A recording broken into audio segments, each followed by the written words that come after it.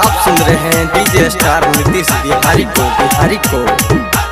Anshu recording studio मोहली चौक। टरकवा वाला फरकवा दिल कौकीनी गे छाउड़ी घूमे ले गेलौ ना बादा के बाजार टरकवा वाला फरकवा दिल कौकीनी गे छाउड़ी घूमे ले गेलौ ना बादा के बाजार अगे जाना तो जब भातारा नहीं सूता तो रातिया नैहर में रखो ही लाभार अगे जाना तो जब भातारा नहीं सूता तो रातिया नैहर में रखो ही लाभार टरकवा वाला फरकवा दिल कौकीनी गे छाउड़ी घूमे ले गेलौ ना बादा के बाजार अगे जाना तो जब भातारा नहीं सूता तो रातिया नैहर में रखो ही लाभार अगे जाना तो जब भातारा नहीं सूता तो रातिया नैहर में रखो ही लाभार रतिया के सुतेले जमी के छौड़ी भातरा मारतौला तब बोलना की कराई नहीं गे हे गे की कराई नहीं गे रतिया के सुतेले जमी के छौड़ी भातरा मारतौला तब बोलना की कराई नहीं गे हे गे की कराई नहीं गे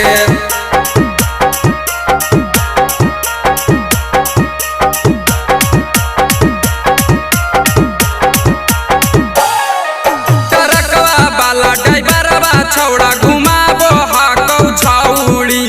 आहरा छपरायौरी सिबा टरकवा वाला ड्राइवरवा छौड़ा घुमाबो हाकौ छौड़ी आहरा छपरायौरी सिबा अगे जाना तो जब भातारा नहीं सूता तो रातिया नैहर में रखो ही लाभार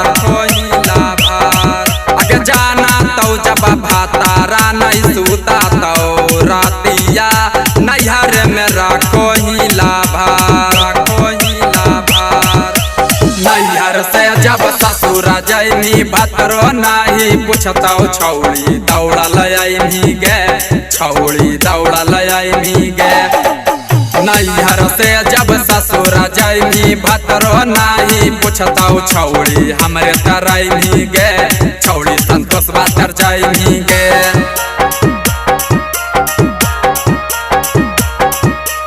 अंशु रिकॉर्डिंग स्टूडियो मोहली चौक।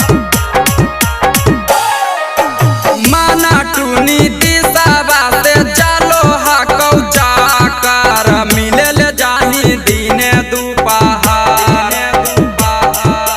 माना टूनी दिशावा से चलो हाकौ जाकर मिले ले जाही दिने दुपहर